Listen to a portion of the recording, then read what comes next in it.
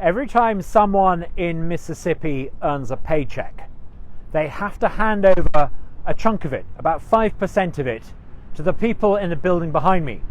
Now, the politicians in the building behind me then get to spend that money on the things that the politicians think your money needs to be spent on.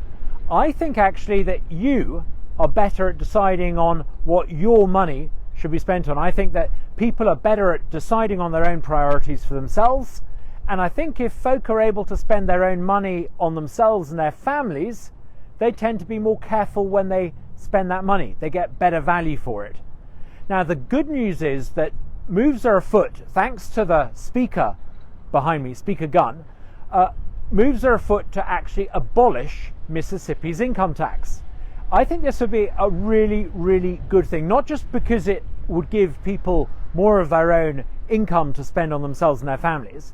I think it would be good for the economy in Mississippi. Why?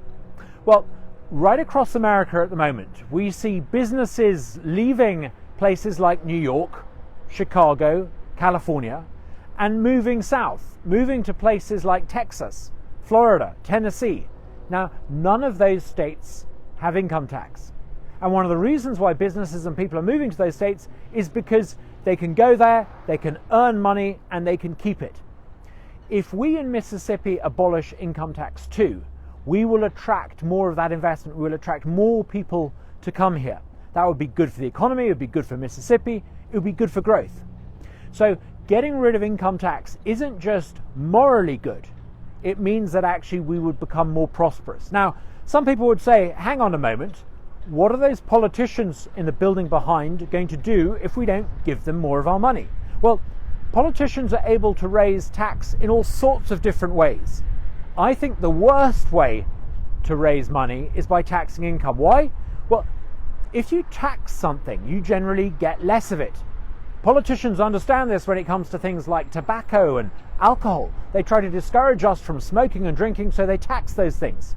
The logic in that argument is that by taxing something, you make sure there's less of it. By taxing incomes, they're making sure that there are lower and fewer incomes. By getting rid of income tax, there'll be higher incomes and a more prosperous Mississippi. This is just one of the things that I hope will get support on both sides of the aisle behind me.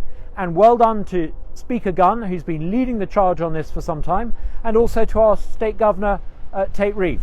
This is something that I think would really benefit Mississippi, and we're 100% behind.